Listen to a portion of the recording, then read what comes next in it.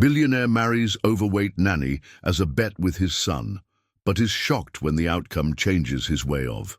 Before we start, I'd like to know your opinion about this video when you finish watching. You can leave a simple comment below. Please like this video and follow our channel for more content. The crystal chandelier cast dancing shadows across William Harrison's mahogany office as his son, Tommy, slammed his fist on the antique desk. "Dad, you're impossible. You think money solves everything, that you can buy anyone." Bill leaned back in his leather chair, his steel-grey eyes studying his 25-year-old son. At 62, he'd built Harrison Industries from nothing, but his relationship with Tommy remained his greatest failure. "Son, I've learned that everyone has a price. Everyone can be bought." "That's disgusting," Tommy spat, his blonde hair falling across his forehead. "You're so cynical, so cold. Mum would be ashamed of who you've become since she died." The mention of his late wife, Sarah, struck deep, but Bill's expression never wavered. Outside his Chicago penthouse office, September rain pelted the windows. "Your mother understood business, Tommy. She knew how the world works." "No, she understood love," Tommy's voice cracked. "Something you've forgotten completely. You think you can manipulate anyone with your wealth, but you can't buy genuine human connection." Bill's jaw tightened. "Anyone can be influenced by money, son. Anyone." "Fine." Tommy's eyes blazed with sudden inspiration. "Let's test that theory. I bet you can't make someone genuinely care about you without them knowing about your money first." Interesting proposition. Bill's fingers drummed against his desk. "What exactly are you suggesting?" "Simple bet, Dad. You have to make someone fall in love with you, really love you, before they know you're rich. No fancy clothes, no expensive restaurants, no showing off, just you as a regular person." Bill chuckled darkly. "And when I win, if you win, I'll join Harrison Industries and follow your business philosophy completely." Tommy's voice steadied with determination. "But when you lose, you'll admit that money isn't everything and start treating people with genuine respect." "Deal." Bill extended his hand without hesitation. "How long do I have?" 6 months. "And Dad?" Tommy gripped his father's hand firmly. "It has to be someone who wouldn't normally be attracted to your type. Someone who's faced real struggles, who knows what it's like to be overlooked by society." "Any other conditions?" Bill asked, already calculating his strategy. "Yes. You have to marry them within 2 months if you want to prove it's real." Bill's eyebrows raised slightly. "Marriage? That's quite a commitment for a bet." "That's the point, Dad. Anyone can fake dating someone for attention. Marriage means you're serious about making this work." Tommy gathered his jacket from the chair. "Unless you're not confident in your powers of persuasion. I accept your terms completely."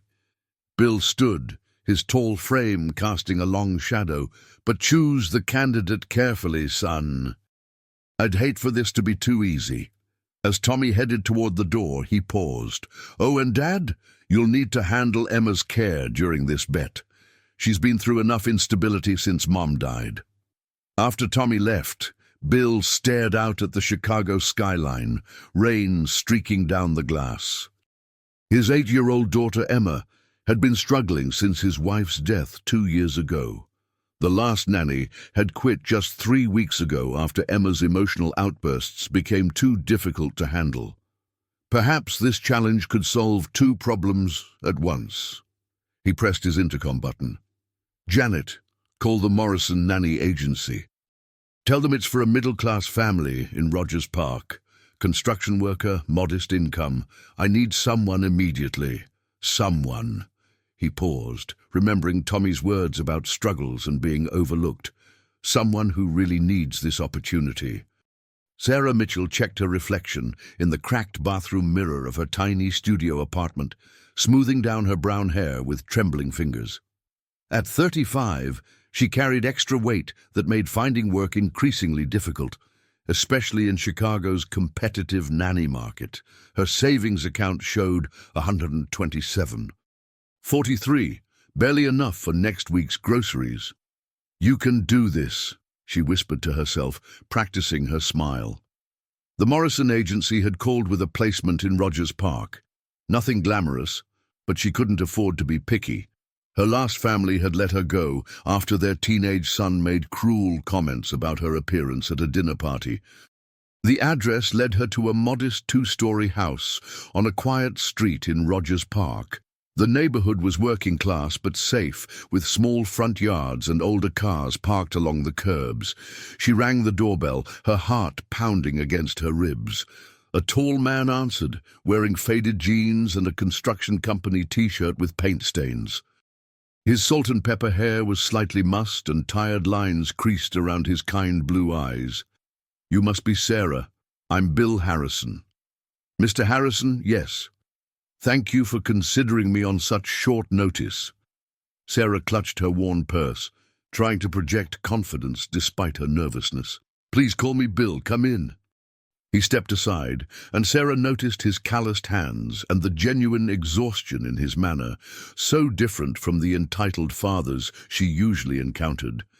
"Emma's in the living room. She's had a tough time lately."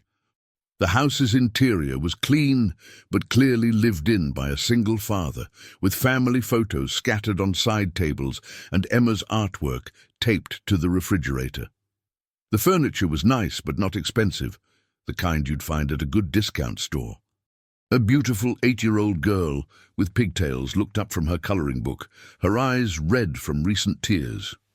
"Hi, Emma, I'm Sarah." She knelt to the girl's level, genuine warmth in her voice. "What are you drawing?"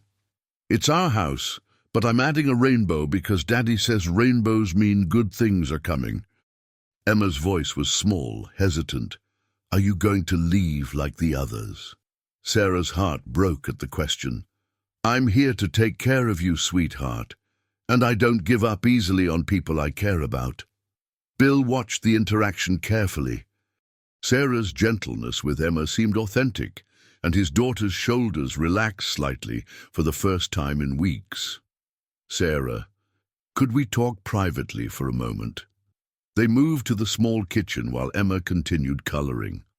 "I'll be honest," Bill said, leaning against the worn Formica counter. "Emma's had a really difficult time since her mother passed 2 years ago. The last few nannies, well, they couldn't handle her grief. She needs someone patient, someone who understands that healing takes time." "I understand loss, Mr. Harrison." "Bill." Sarah's voice softened. "I lost both my parents in a car accident 5 years ago. Sometimes children need someone who knows that pain doesn't just disappear on schedule." Something in her tone made Bill study her more carefully. This wasn't rehearsed compassion. This was real experience talking. "The position would be live-in. There's a guest room upstairs. The salary is $900 a week. I know it's not much, but it includes room and board." Sarah's eyes widened. Even $900 was more than most families offered, especially with free housing. "That's very fair. Emma's worth it." Bill glanced toward the living room, where his daughter was adding purple clouds to her rainbow. "When could you start?" "Immediately, if you need me to." "Daddy!" Emma appeared in the doorway, her coloring book clutched against her chest. "I finished the rainbow, Sarah. Do you want to see?" "I'd love to, Emma." Sarah followed the little girl back to the living room, and Bill watched as they settled onto the worn carpet together, Emma explaining every color choice with growing animation. For the first time in weeks, his daughter's voice carried hope instead of sadness. Whatever game he was playing with Tommy, Bill realized this decision was about much more than winning a bet. Emma needed Sarah, regardless of any other complications. "Sarah," he called softly, "welcome to our family." 3 weeks into October, Sarah had transformed the Harrison household. Emma's nightmares had stopped, homework was completed without tears, and the small house felt warm again. Bill found himself looking forward to coming home each evening from his supposed construction job, actually meetings at a satellite office he'd rented under an assumed business name. He'd been careful to maintain his working-class persona, taking the bus, wearing clothes from thrift stores, and keeping their lifestyle modest. Yet something about Sarah made him want to drop the pretense entirely. "Sarah, could I speak with you?" Bill found her in the kitchen after putting Emma to bed, preparing tomorrow's lunches. October moonlight streamed through the small window, highlighting the graceful way she moved around the compact space she'd made feel like home. "Of course. Is everything all right with Emma?" Sarah turned, wiping her hands on a dish towel. Over the past weeks, she'd noticed changes in herself too. Bill's quiet kindness and the way he looked at her, really looked at her, not through her, made her feel valued for the first time in years. "Emma's perfect, thanks to you." Bill sat at the small kitchen table, gesturing for her to join him. "Actually, I wanted to ask you something personal." Sarah's heart rate quickened as she sat across from him. "What is it?" "You mentioned losing your parents. Have you ever thought about having a family of your own?" Bill's question was carefully measured, but his hands betrayed his nervousness as they fidgeted with his coffee mug. "I used to dream about it," Sarah admitted quietly. "But after my parents died, and with dating hasn't exactly been easy for someone like me." "Someone like you?" Bill's voice carried genuine confusion. "Sarah, you're remarkable. You're patient, intelligent, funny, and you've brought life back into this house. Any man would be lucky to have you." Sarah felt tears prick her eyes. "You don't have to say that to make me feel better." "I'm not." Bill reached across the table, covering her hand with his calloused one. "I'm saying it because it's true. In fact, I have a proposition for you." Sarah's breath caught. "What kind of proposition?" Bill stood abruptly, running his hand through his hair. This wasn't going according to any plan he'd made. "This might sound crazy, but what if we got married?" The kitchen fell completely silent, except for the ticking of the wall clock. Sarah stared at him, certain she'd misheard. "I'm sorry, what?" "Marry me, Sarah." Bill turned to face her, his expression more serious than she'd ever seen it. "Not for romantic reasons, well, not entirely, but for practical ones. Emma adores you. You need stability, and I find myself caring about you more than I expected." "Bill, that's insane. We barely know each other, and I'm not exactly marriage material for someone like you." Sarah stood, pacing to the window. "What do you mean, someone like me? You're kind, hard-working, honest. You could have anyone. Why would you want to marry Emma's nanny?" Sarah's voice carried years of hurt and rejection. Bill approached her slowly. "Because in 3 weeks, you've shown me what happiness looks like again. Because Emma lights up when you walk into a room. Because when I come home and hear you two laughing together, I remember what a family feels like. This is moving too fast, Bill. Marriage isn't something you just decide on a whim." "It wouldn't be a whim." Bill's voice was steady, determined.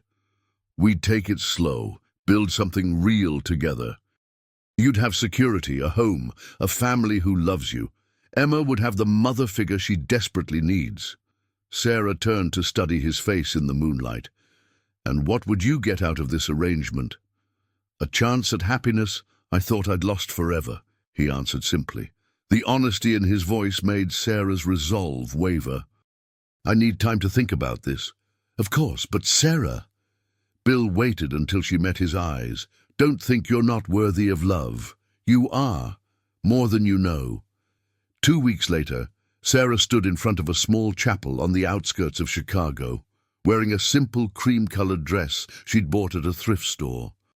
Her hands shook as she held a small bouquet of grocery store flowers. The October wind carried the scent of fallen leaves and the promise of winter. "You sure about this, honey?" Maggie Chen, her best friend and maid of honor, squeezed her arm supportively. At 45, Maggie had been through 2 divorces and wasn't optimistic about marriage in general, but she'd never seen Sarah so hopeful. "I think so," Sarah whispered, watching through the chapel window as Bill adjusted his tie nervously. He wore a simple dark suit from a discount store that made his eyes look even bluer. "He's been nothing but patient and kind, Maggie. When I told him I'd consider his proposal, he didn't pressure me at all." "And you're really okay with starting as friends and hoping it grows into something more?" Sarah nodded. "He said we have all the time in the world to fall in love. No pressure, no expectations, except to be good to each other and to Emma." Inside the chapel, Bill stood with his neighbor Jake as best man, a fellow he'd befriended to maintain his cover story. Emma sat in the front pew, wearing her favorite purple dress and clutching a small bouquet that matched Sarah's. "You're doing the right thing," Jake murmured, not knowing the full truth but sensing Bill's genuine nervousness. "She's good for you and Emma." "I know," Bill replied, though his stomach churned with nerves and guilt. What Tommy didn't know was that this had stopped being about their bet weeks ago. This was about Sarah's gentle way of fixing Emma's broken toy without being asked, about how she hummed while cooking dinner, about the way she made their modest house feel like a true home. The chapel door opened, and Sarah appeared. Bill's breath caught, not because she looked different, but because the soft smile on her face told him she was choosing this willingly, without reservation. As she walked down the short aisle, Emma stood up and waved enthusiastically. "Sarah, you look beautiful." Sarah laughed, her nervousness melting away. Whatever this marriage would become, it was starting with love, Emma's unconditional acceptance, and Bill's growing genuine affection. They met at the altar, and Bill took her hands gently. "Ready for this adventure?" he whispered. "Ready," Sarah whispered back. The ceremony was brief but meaningful. When the pastor pronounced them husband and wife, Bill kissed Sarah's cheek, softly, respectfully. It wasn't passionate, but it was tender and full of promise. "Ladies and gentlemen, Mr. and Mrs. William Harrison," the pastor announced. Emma jumped up and ran to them, wrapping her small arms around both their waists. "Now you're my Sarah forever." "Oh, forever," Sarah agreed, tears streaming down her cheeks as she hugged the little girl who had become her daughter in every way that mattered. Bill watched his new wife and daughter embrace, and for the first time since his first wife's death, he allowed himself to hope that happiness might be possible again. Outside the chapel, Maggie threw rice, while Jake took pictures with an old camera. As they drove away in Bill's modest used sedan, Emma chattering excitedly in the back seat about their family wedding, none of them noticed the expensive black car following at a distance. Tommy Harrison had hired a private investigator to track his father's progress with the bet, but what the photos showed didn't look like manipulation at all. It looked suspiciously like the real thing. Their first month as a married couple unfolded with surprising ease. Bill had given Sarah the master bedroom and moved into Emma's old room while she took the small den, insisting Sarah deserved the larger space.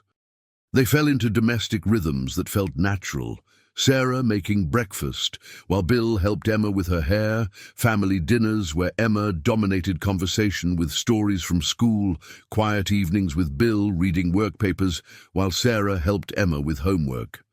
"I never thought I'd say this," Sarah confessed to Maggie during their weekly coffee date at the neighborhood diner, "but it feels like we've been a family for years, not weeks." "Really? No awkwardness about the physical situation?" Maggie stirred her coffee skeptically. Sarah blushed. "We agreed to take things slow. He's never pressured me, never even hinted that he expects anything more than companionship. Sometimes I catch him looking at me with such kindness, Maggie. Not pity, not obligation, genuine affection." "And you're okay with that? Just affection?" "It's more than I've ever had," Sarah admitted. My whole life, men either ignored me completely or made cruel jokes. Bill sees me. He asks about my day and actually listens to the answer. He noticed I love mysteries and brought me home a used book from the thrift store yesterday. Doe. What Sarah didn't mention was the growing flutter in her stomach when Bill smiled at her, or how her heart raced when their hands accidentally touched, reaching for the same dish. She was falling for her husband, slowly but surely. Meanwhile, Bill was fighting his own internal battle. His feelings for Sarah had nothing to do with Tommy's bet anymore. This was real, and it terrified him.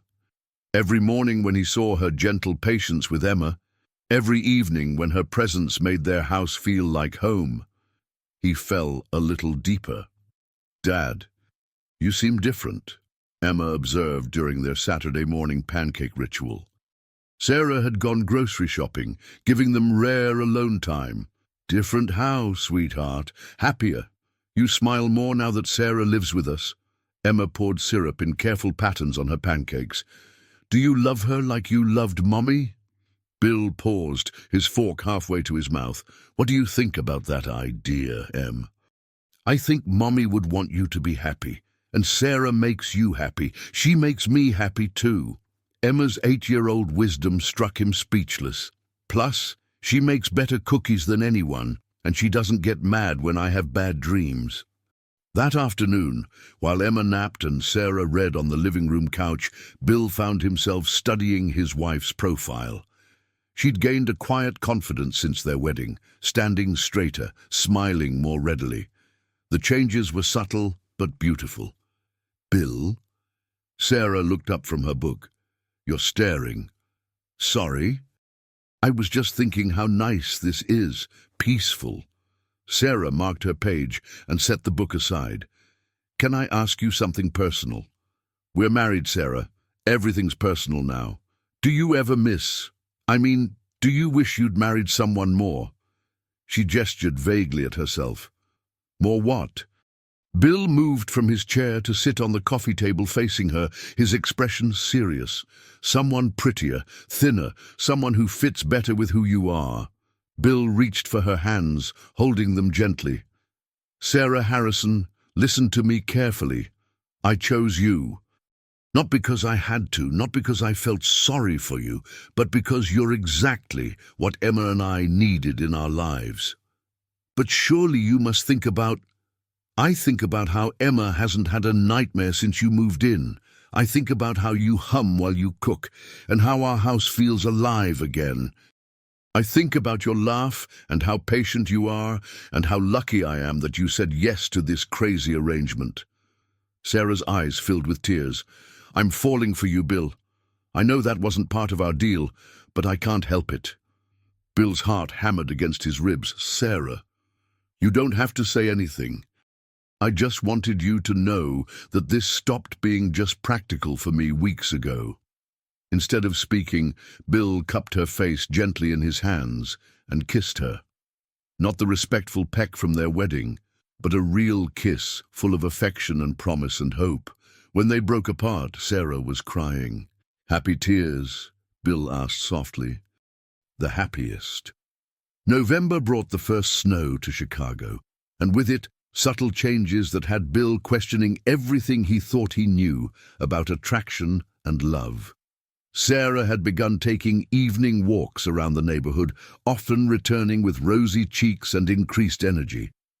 She'd started cooking healthier meals that she claimed were better for Emma's growing brain, though Bill suspected her motivations were more personal. "I joined a gym," Sarah announced over dinner one Tuesday evening, her voice carrying a mixture of pride and nervousness. "There's a women's fitness center downtown that has classes specifically for people like me who are just starting their health journey." "That's wonderful, Sarah." Bill's enthusiasm was genuine. "What kind of classes? Water aerobics, gentle yoga, some strength training?" "Nothing too intense, but the instructor says consistency is more important than intensity." Sarah pushed her salad around her plate. "I hope you don't think this means I'm unhappy with us." or myself. It's just something I want to do for me. Sarah. Bill reached across the table, covering her hand with his. You don't need to explain or justify taking care of yourself. I'm proud of you for doing something that makes you feel good. Emma looked up from her chicken nuggets. Can I come to your gym class sometime? It sounds fun. It's just for grown-ups, sweetie, but maybe we can find a fun exercise class for kids too. Would you like that? As the weeks progressed, Bill watched Sarah blossom in ways that had nothing to do with physical changes and everything to do with confidence. She stood straighter, spoke up more in conversations, and had started suggesting family activities instead of just going along with his and Emma's plans. The physical changes were subtle but undeniable. Sarah's face had gained definition, her clothes fit differently, and there was a new energy in her step. But what struck Bill most was the light in her eyes, a joy and self-assurance that made her radiant. "Dad!" A familiar voice came from behind him as Bill collected the mail one Saturday afternoon. He turned to find Tommy stepping out of a rental car, not his usual expensive vehicle. Bill's stomach dropped. He'd successfully avoided his son for 2 months, knowing this conversation was inevitable. "Tommy, what are you doing here? We need to talk now." Tommy glanced toward the house, where Sarah could be seen through the kitchen window, flour dusting her apron. "Is that her?" Before Bill could answer, Sarah appeared at the front door, having heard voices. "Bill? Who's—" She stopped short, taking in the obvious family resemblance despite Tommy's casual clothes. "Sarah, this is my son Tommy." "Tommy, my wife Sarah." The temperature seemed to drop 10 degrees as Tommy's eyes widened in recognition, not of Sarah specifically, but of the situation he was witnessing. "Your wife?" Tommy's voice was carefully controlled. "Dad, could we speak privately? Anything you need to say can be said in front of Sarah." "Actually," Sarah interjected diplomatically, "I should check on the cookies in the oven. Emma's upstairs reading if you'd like to say hello, Tommy." After Sarah left, Tommy turned to his father with barely contained anger. "What the hell are you doing, Dad?" "I'm building a life with my family. This was supposed to be about winning a bet. About proving that anyone can be bought."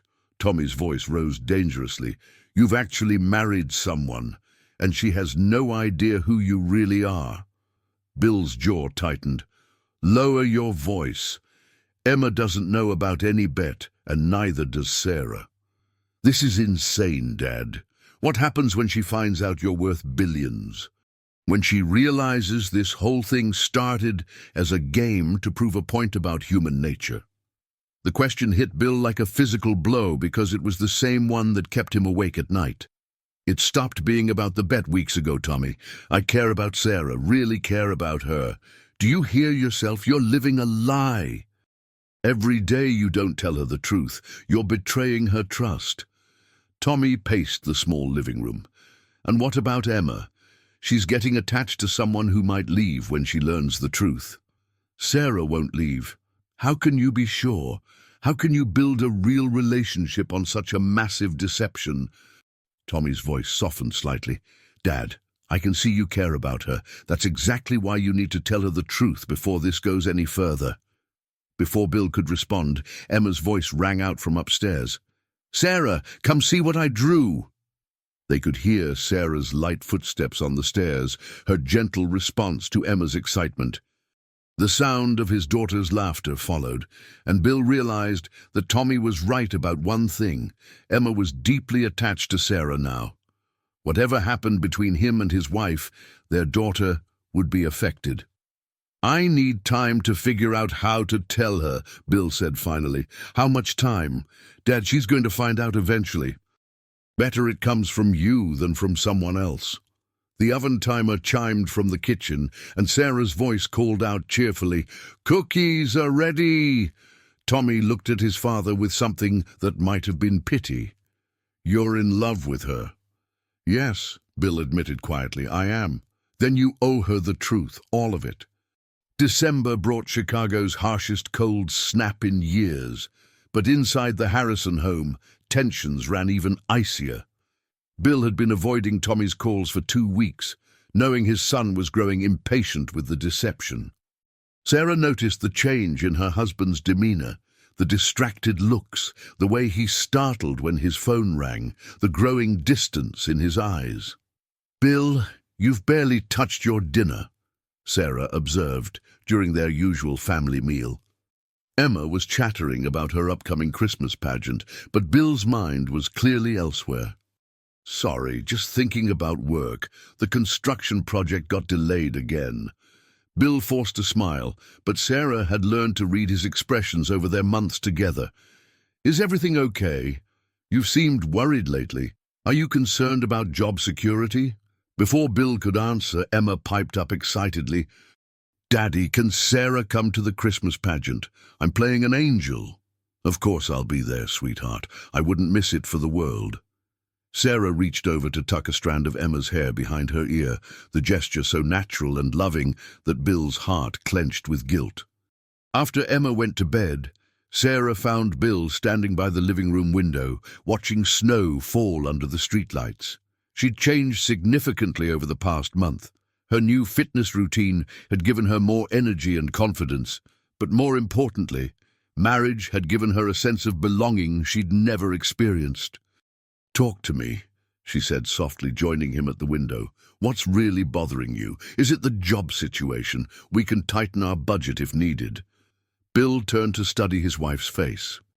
She'd grown more beautiful each day, not just physically, but in the way she carried herself, the way she smiled more freely, the way she'd made their modest house a true home. The thought of losing her made his chest tight with panic. "Sarah, if I told you something that changed everything about us, about our marriage, would you hear me out before making any decisions?" "Bill, you're scaring me. What could possibly change everything? Are you sick? In trouble with the law?" "I haven't been completely honest with you about who I am." Sarah's stomach dropped. "Are you married to someone else? Do you have other children?" "No, nothing like that. Bill ran his hands through his hair, the words stuck in his throat.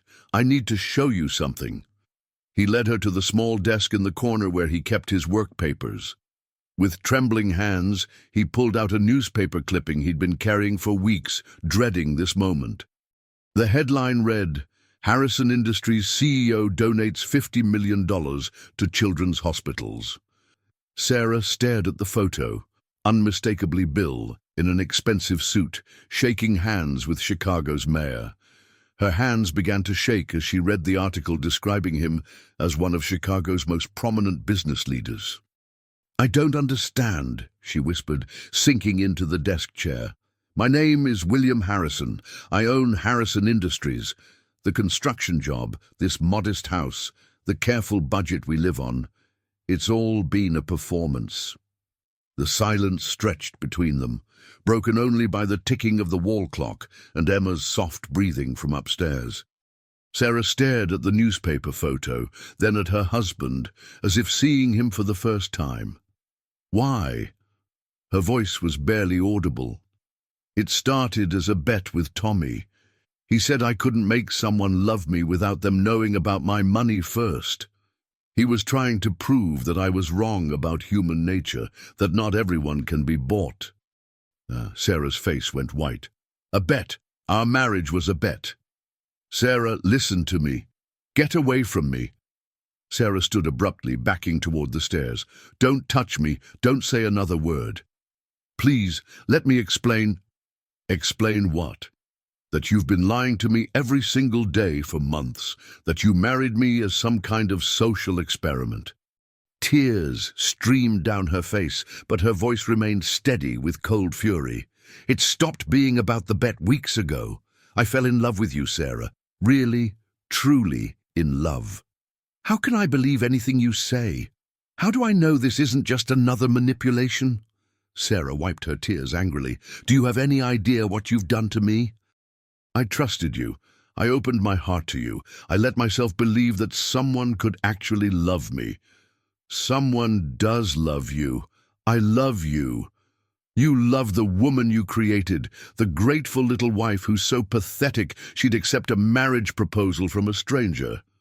Sarah's voice rose dangerously. What happens now, Bill? Do you get to go back to your real life and laugh about the fat nanny who fell for your act? Sarah, please. I want you out of this house. Tonight. This isn't my real house, Bill said quietly, immediately regretting the words. I rented it for the charade. Of course you did. Everything is fake, isn't it? The house, the job, the person I married. Sarah headed toward the stairs. I'll pack my things and be gone in the morning. What about Emma? Sarah stopped, her hand on the banister. Emma is innocent in all of this. She doesn't deserve to lose another mother because her father thinks people are toys to play with. She climbed the stairs without looking back, leaving Bill alone with the wreckage of his carefully constructed deception and the growing certainty that he'd just lost the best thing that had ever happened to him. Sarah didn't sleep that night. She sat on the bedroom floor, her few belongings scattered around her, trying to comprehend the magnitude of Bill's deception. Every memory felt tainted now. Their wedding, their quiet conversations, the gentle way he'd courted her trust. Had any of it been real? At 6 a.m., she heard Emma's door open and small footsteps padding down the hall. Sarah quickly wiped her eyes and opened her own door. Sarah, you're up early. Emma hugged her waist, still in pajamas. Are you okay? Your eyes look funny. I'm fine, sweetheart. Just tired. Sarah knelt to Emma's level, her heart breaking. How could she explain that she was leaving without destroying this innocent child? Is Daddy awake? He was acting weird last night, and I heard him walking around really late. Let's go make breakfast and let Daddy sleep a little longer, okay? In the kitchen, Sarah went through the motions of their morning routine, while Emma chatted about school and Christmas plans. Every normal moment felt surreal, knowing it would be their last. Bill appeared in the doorway, looking haggard and defeated. His eyes were red-rimmed from a sleepless night, and his usually neat hair was disheveled. He'd clearly been wearing the same clothes from yesterday. "Daddy!" Emma launched herself at him. "Sarah's making pancakes!" "That's wonderful, sweetheart."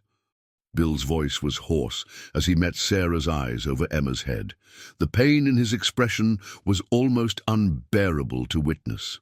"Emma, could you go brush your teeth? I need to talk to Daddy for a minute." After Emma left, Sarah turned to face her husband. "I've made my decision. Sarah, before you say anything, I need you to know that everything I felt for you was real. The way I looked at you, the way I held you, the way I fell in love with you. None of that was part of any bet. It doesn't matter anymore, Bill. You built our entire relationship on a lie. Not our entire relationship. Yes, it started because of Tommy's challenge, but what we became together, that was real. Your effect on Emma, the way you made this house a home, the way you made me want to be a better man, that wasn't planned or manipulated." Sarah gripped the counter to steady herself. "Do you understand what you've done to me? For the first time in my life, I believe someone saw value in me. I thought I was enough just as I was. You are enough. You're more than enough." "No, Bill.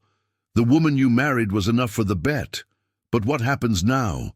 Do I get to be the billionaire's wife? Do you parade me around your social circle as your charity case?" Sarah's voice broke. How many people were in on this joke? No one was in on anything. I told everyone, including the agency, that I was a construction worker named Bill Harrison. I rented this house under that identity, created a complete false background. Even your friend Jake? Jake is my neighbor here. He thinks I'm exactly what I told you I was. The only person who knew the truth was Tommy, and I've been avoiding him for weeks because I knew he'd try to end this. Sarah stared at him. "You went to incredible lengths to deceive me, because by the time I realized what was happening, I was terrified of losing you. I kept thinking I'd find the right moment to tell you the truth, but every day it got harder. I need to know something, and I want the complete truth. Anything. When you proposed, when you said you were falling for me, was any of that real, or was it all strategy? Bill was quiet for a long moment, and Sarah's heart sank further with each passing second. At first it was strategy, he admitted finally. But by the time I proposed, I meant every word. I was terrified, because I realized I genuinely cared about you, and the bet had become irrelevant. I don't know how to trust anything you say anymore. Emma's voice carried down from upstairs. Sarah, I can't find my favorite hair bow. I'll be right there, sweetheart, Sarah called back, then turned to Bill. I won't tell her why I'm leaving. I'll say it's a family emergency. She doesn't need to know that adults can be this cruel to each other. You don't have to leave, Sarah. We can work through this. Work through what? You lied about everything, who you are, where you work, where we live, what kind of life we're building together. You let me worry about grocery budgets while you're worth billions. You let me feel grateful for $900 a week when that's probably what you spend on lunch. The money doesn't matter. It does matter, Bill, because it changes everything about who we are as a couple. It changes the power dynamic. It changes people's perception of me. It changes what our future looks like. Sarah looked around the kitchen where she'd been so happy. I can't look at you without wondering what else you're hiding. I can't live knowing that everything I fell in love with was performed for an audience of one. Sarah, Bill's voice stopped her as she headed toward the stairs. I know I don't deserve forgiveness, but please don't let my mistakes make you believe you're not worthy of love. You are.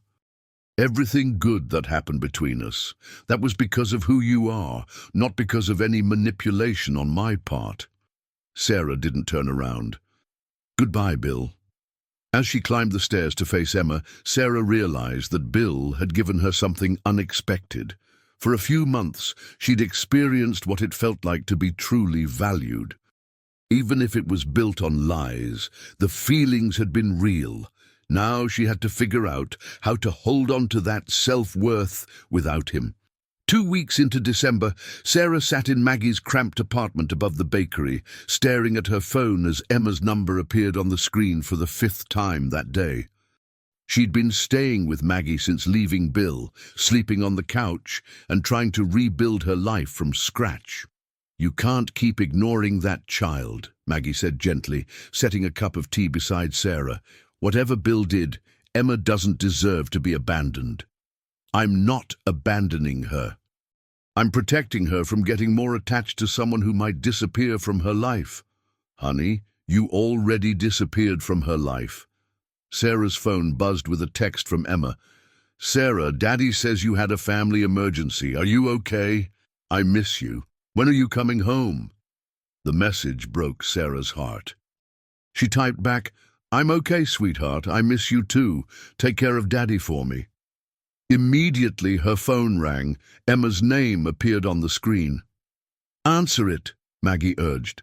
That little girl loves you. With shaking hands, Sarah accepted the call. Hi, Emma. Sarah! Emma's voice was bright but worried. I was so scared when Daddy said you had to leave. Is your family okay? Yes, sweetheart, they're fine. When are you coming home? Daddy's been really sad and I don't know how to make pancakes like you do. And he keeps looking at his phone like he wants to call someone but doesn't. Sarah closed her eyes against the tears. Emma, I need to tell you something important. I'm not coming back to live with you and Daddy. The silence on the other end was deafening. Then, in a small voice, did I do something wrong? Oh no, baby, no. You didn't do anything wrong. You're perfect, and I love you so much. Then why can't you come home? Don't you love Daddy anymore? The question hit like a physical blow. It's complicated, Emma. Sometimes grown-ups have problems that can't be fixed. But you promised you'd be my Sarah forever. You promised at the wedding. Sarah started crying then, unable to hold back any longer. I will always be your Sarah, sweetheart. That will never change. But sometimes people can't live together, even when they love each other. Are you and Daddy getting divorced, like Tommy's parents did? Sarah hadn't even thought about divorce proceedings. The marriage had felt so real to her, but now she wondered if Bill would just want it quietly annulled. We're trying to figure things out, Emma. But no matter what happens between me and Daddy, I will always love you. Can I come visit you? Please? Daddy says he'll drive me anywhere I want to go. Before Sarah could answer, she heard Bill's voice in the background. Who are you talking to? It's Sarah, Daddy. She says she loves me, but she can't come home. Who died? There was a shuffling sound. Then Bill's voice came on the line. Sarah? I was just saying goodbye to Emma. Don't hang up. Please. We need to talk. Bill, there's nothing left to say. There's everything to say. Meet me somewhere public. Give me 1 hour to explain everything, including things I couldn't tell you before. No, Bill. I'm trying to move on. Emma's voice came through the phone, pleading. Sarah, please come talk to Daddy. He cries at night when he thinks I'm sleeping, and he keeps looking at pictures of our wedding. Sarah's resolve cracked slightly. Emma, can you go to your room for a few minutes so Daddy and I can talk? After Emma left, Bill spoke quietly. She's been asking for you every day. She doesn't understand why you left. And honestly, explaining it would mean telling her things about her father that would destroy her image of me. I told her it was a family emergency. Sarah, she's 8 years old, not stupid. She knows something's wrong between us. Bill's voice was heavy with exhaustion. She made me promise to bring you home for Christmas. When I said I couldn't promise that, she asked if it was because I was a bad husband to you. You can't promise her that. I know. That's why I'm begging you to at least talk to me, not for my sake, but for hers. She needs closure if you're really leaving us forever. Sarah looked at Maggie, who was listening to the conversation with growing concern. 1 hour, Sarah said finally. The coffee shop on Lincoln Avenue, public place, neutral ground. Thank you, Sarah, thank you. After hanging up, Maggie studied her friend's face. You still love him. That's the problem, Maggie. I do love him, but I don't know if I love the real Bill Harrison or the man he pretended to be for 4 months. Maybe there's only one way to find out. 2 hours later, Sarah sat across from Bill in a crowded coffee shop, studying the man she'd married. He looked older somehow, the stress of the past 2 weeks evident in new lines around his eyes and the way his shoulders sagged with defeat. He was wearing the same thrift store clothes from their marriage, she noticed. Talk, she said simply.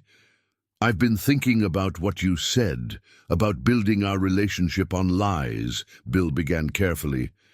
You're right about the deception, but wrong about one thing. Which is? You think I fell in love with some version of you that I created, but it's the opposite. You fell in love with who I really am when I'm not being the billionaire CEO. The man who lived in that house with you and Emma.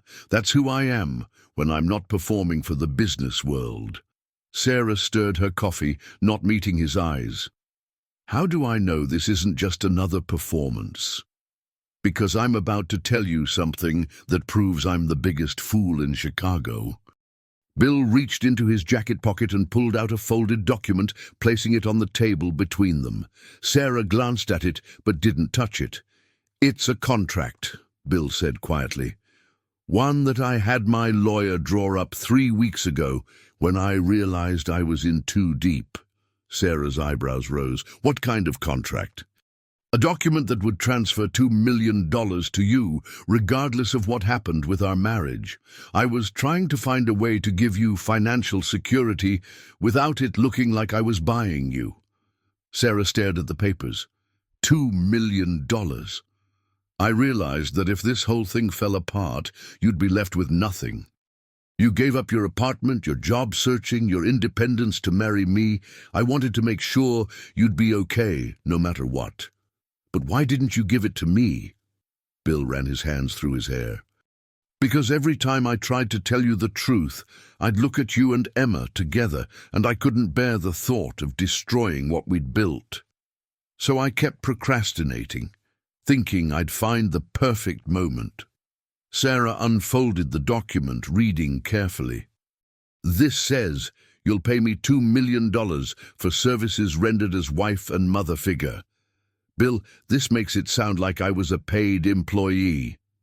That's not what I meant. I was trying to find legal language that would protect you without making you feel bought. I realize now how terrible that sounds. It sounds like you were planning to pay me off and send me away. No, Sarah, it was insurance. I was terrified that when you learned the truth, you'd leave with nothing, and I'd never forgive myself for destroying your financial stability along with your trust. Sarah set the document down, her mind reeling. So, you've been planning to tell me for weeks. I've been trying to work up the courage for weeks, but every morning when you'd smile at me over breakfast, every evening when you'd help Emma with homework, I'd think, just one more day. I was being selfish, trying to hold on to happiness I knew I didn't deserve. They sat in silence for several minutes, the busy coffee shop humming around them, while Sarah processed everything she'd learned. There's something else, Bill said finally. Something about the bet itself that I haven't told you. Sarah's stomach clenched. What now? The original terms weren't just about making someone fall in love with me. Tommy specified that it had to be someone who would never normally be interested in a man like me, someone who'd been overlooked by society, someone who knew real struggle.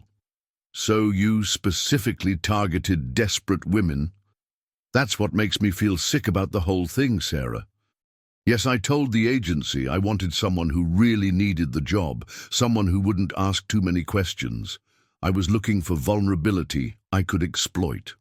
Sarah felt like she'd been slapped, and I was the perfect victim. You were supposed to be, but within a week I realized I'd miscalculated everything. You weren't vulnerable because you were weak. You were strong enough to rebuild your life after losing everything. You weren't desperate. You were determined. You weren't grateful for scraps. You gave everything you had to make our family happy. That doesn't change the fact that you chose me because you thought I'd be easy to manipulate. No, it doesn't, and I'll never forgive myself for that. But Sarah, listen to what I'm about to say, because it's the most important thing I'll ever tell you.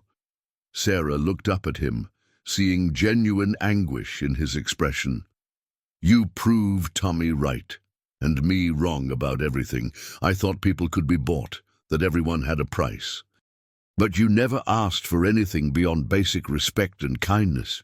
You never pushed for expensive gifts or luxurious experiences. You were content with what you thought we could afford because you weren't with me for what I could give you materially. Because I didn't know what you could give me materially. Exactly. And that's what makes you uncorruptible. Even now, knowing I'm worth billions, you're not asking for money or trying to negotiate a settlement. You're just trying to get away from me because I hurt you. Sarah stared at him in silence. I fell in love with a woman who proved that genuine people exist, that love can't be bought, that trust is earned through actions, not bank accounts. Tommy was right. Some people can't be corrupted by money because they're motivated by something more valuable. What happens now, Bill? What am I supposed to do with all this information? Bill leaned forward, his voice intense. I want to give you a choice, Sarah. A real choice with complete information. What kind of choice? Take the $2 million. Consider it compensation for the 4 months I stole from your life through deception. Use it to start over anywhere you want, be anything you want. Never see me again if that's what you choose. Sarah's breath caught. And the other option? Come back. Give me a chance to prove that the man you fell in love with wasn't an act. Let me show you my real world. Introduce you to my real friends. Build a real life together with complete honesty. And if I try option 2 and it doesn't work? You still get the money. No matter what happens, Sarah, you'll never have to worry about financial security again. I want you to choose me because you want to, not because you need to." Sarah stood abruptly, pacing to the window. Outside, December snow was falling again, and she watched families hurrying past with Christmas shopping bags.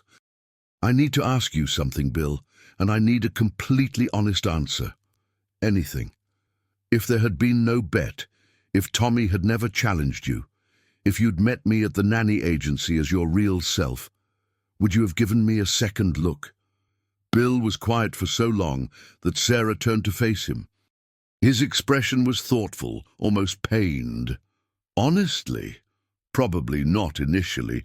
I would have been looking for someone who fit my preconceived notions of what a billionaire's wife should look like." The admission hurt, but Sarah appreciated his honesty. "But Sarah," Bill continued, "after spending 5 minutes watching you with Emma, after seeing your kindness and patience and genuine heart, I would have fallen for you just as hard, maybe harder, because I wouldn't have been distracted by maintaining a false identity." Sarah returned to the table, sitting down heavily. "How do I trust you again, Bill? How do I know this isn't just another elaborate manipulation? Because I'm giving you all the power now. Take the money, leave me, and be free. Or stay and help me prove that what we built together was real." Bill reached across the table tentatively. "Either way, Emma gets to see you again, and you get the financial security to make choices based on what you want, not what you need." Sarah looked down at their joined hands, remembering how safe she'd felt during their months together, how much she'd grown as a person, how happy Emma had been. "I need time to think about this." "How much time?" "Give me until Christmas. I'll give you my answer then." Bill nodded, though Sarah could see the hope and fear warring in his expression. "Emma's Christmas pageant is December 23rd. Will you at least come to that? For her?" Sarah thought about the little girl who'd become her daughter in every way that mattered, who was probably wondering why her world had fallen apart again. "Yes," she said quietly. "I'll come to the pageant." The week leading up to Christmas was the longest of Sarah's life. She spent her days working temporary retail jobs to keep herself busy, and her nights lying awake on Maggie's couch, weighing her options. The contract Bill had shown her sat in her purse like a loaded gun, a piece of paper that could either destroy her future or secure it beyond her wildest dreams. "You're overthinking this," Maggie said over breakfast on December 22nd. "The question isn't whether you can trust him with your money or your future. The question is whether you can trust him with your heart." "But how can I separate the two? Everything is complicated by his wealth now, is it? Or are you using his money as an excuse to run away from something that scares you?" Sarah looked up from her untouched toast. "What do you mean?" "Honey, you've spent your whole life believing you weren't worthy of love. Bill comes along and shows you that you are worthy, and it's so terrifying that you're looking for reasons to reject it." "He lied to me, Maggie." "Yes, he did, and that was wrong, but people make mistakes, even good people. The question is whether the man you lived with for 4 months, the man who treated you with respect, who helped you see your own worth, who made you feel like a valued member of a family, whether that man is worth forgiveness." That afternoon, Sarah walked past the Rogers Park house where she'd been happiest in her adult life. Christmas lights twinkled in the windows, and she could see Emma's artwork taped to the refrigerator through the kitchen window. The scene looked picture perfect, but she knew the pain that existed behind the facade. Her phone buzzed with a text from an unknown number. "Hi, Sarah, this is Tommy. Can we meet? I think there are things you need to know about my father that might change your perspective." An hour later, Sarah sat across from Tommy in the same coffee shop where she'd met Bill days earlier. Tommy looked nervous and younger than his 25 years, and she noticed he was wearing modest clothes, similar to what Bill had worn during their marriage. "Thank you for meeting me," he began. "I know this situation is mostly my fault." "Mostly? Entirely my fault. The bet was my idea." I was trying to prove a point to my father about his cynical view of people, but I ended up creating a situation where he deceived someone genuinely good. Sarah studied Tommy's face, seeing echoes of Bill's features, but none of his father's hardened edges. Why are you telling me this? Because my father is miserable. Emma keeps asking when you're coming home, and because I need you to understand something about my dad that he'll never tell you himself. What? He's never been in love before, not really. He married my mother because it made business sense. Their families had connections. She understood his world. They cared about each other, but it wasn't passion or deep connection. Sarah felt a flicker of something, hope, but pushed it down. How do you know that? Because I've never seen him like this. He's always been controlled, calculating, emotionally distant. But with you. Tommy shook his head. He's a mess, Sarah. He's not eating, he's not sleeping, and he keeps asking Emma what her favorite things about you were. That doesn't change what he did. No, it doesn't. But it might change how you interpret why he did it. Tommy pulled out his phone and showed her a photo. This was taken at the house on Thanksgiving, 2 weeks before he told you the truth. The photo showed Bill and Sarah laughing while Emma sat between them at their small dining table. Bill was looking at Sarah with an expression of such genuine affection and contentment that Sarah's breath caught. He was going to tell you everything that night, Tommy continued. I know because he called me, panicking about how to do it without losing you. He'd already decided the bet didn't matter anymore. Then why didn't he? Because he lost his nerve. He said he looked at you and Emma together and couldn't bear the thought of destroying what you'd built. Sarah stared at the photo, remembering that Thanksgiving evening. It had been one of their happiest days together, full of laughter and family warmth. There's something else, Tommy said, about the money he's offering you. What about it? It's not coming from some business account or investment fund, Sarah. It's coming from his personal savings, money he was planning to give to charity anyway. He liquidated investments to make sure he could give you complete financial freedom. Why are you telling me all this? Because I think my father spent 4 months discovering who he really is when he's not performing the role of a billionaire CEO. And I think that man, the one who made pancakes on Saturday mornings and helped Emma with homework, that's who he wants to be. But can he be that man in his real life? Only one way to find out, Tommy said gently. But Sarah, I can tell you this. In 25 years, I've never seen my father fight for anything the way he's fighting for you. He's terrified he's lost the best thing that ever happened to him. As Sarah walked back to Maggie's apartment, Tommy's words echoed in her mind. Tomorrow was Emma's Christmas pageant, and she'd have to face Bill again. She'd also have to decide whether love was worth the risk of being hurt again. The contract in her purse felt lighter somehow, less like a trap and more like a bridge, a way for Bill to prove that his feelings weren't about power or control, but about genuine partnership. For the first time in 2 weeks, Sarah allowed herself to hope. The elementary school auditorium buzzed with excited families as parents found seats for the Christmas pageant. Sarah sat in the back, having arrived early to avoid the crowds and the inevitable encounter with Bill. She wore the same cream-colored dress from their wedding, hoping it might bring Emma comfort to see something familiar. When the curtain opened and 20 small angels took the stage, Sarah's eyes immediately found Emma. The little girl looked radiant in her white robe and tinsel halo, but Sarah could see her scanning the audience anxiously. "She's looking for you," a familiar voice said softly. Sarah turned to find Bill settling into the empty seat beside her. He looked better than he had at the coffee shop, more rested, though his eyes still held the strain of their separation. He was wearing the same modest clothes from their marriage, she noticed. "You said you'd be here for Emma," he said quietly. "I hoped that meant you'd sit with her family." "I am sitting with her family," Sarah replied, not looking at him.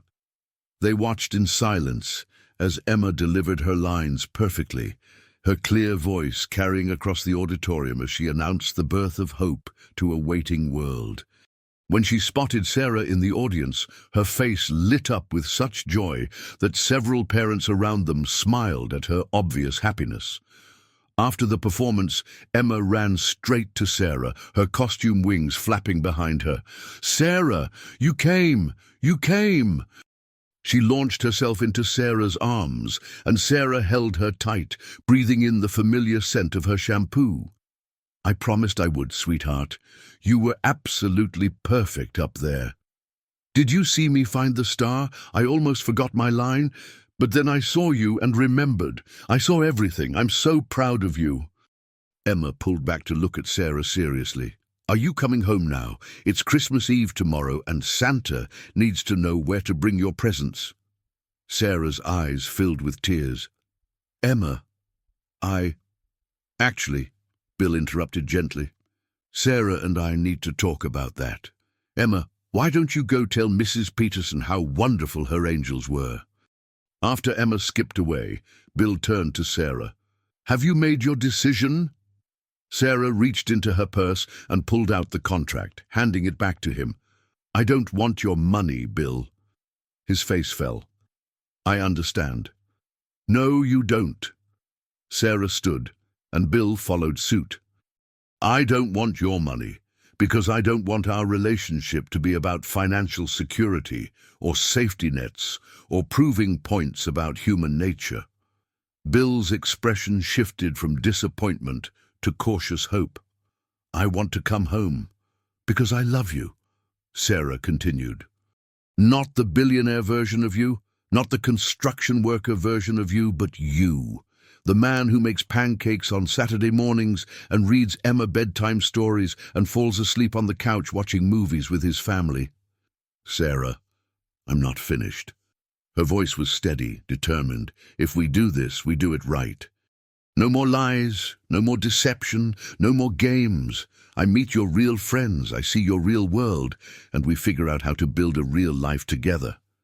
And if it doesn't work, if my world is too much for you, or if you decide you can't forgive me completely, then we'll deal with that when it happens. But Bill, I refuse to let fear of being hurt again stop me from fighting for something that made me happier than I've ever been." Bill stepped closer, his hands hovering near her face as if afraid she might disappear. "Are you sure? Really sure?" Instead of answering, Sarah rose on her tiptoes and kissed him. Not the gentle, tentative kiss from their wedding, but a real kiss full of forgiveness and hope and the promise of a future they'd build together honestly. When they broke apart, Emma's voice rang out across the auditorium. "They're kissing. Sarah's coming home." The other families laughed and applauded, and Sarah realized that this was what love looked like. Messy and complicated, and requiring constant choices to trust and forgive and try again. "Merry Christmas, Mrs. Harrison," Bill whispered against her forehead. "Merry Christmas, Mr. Harrison."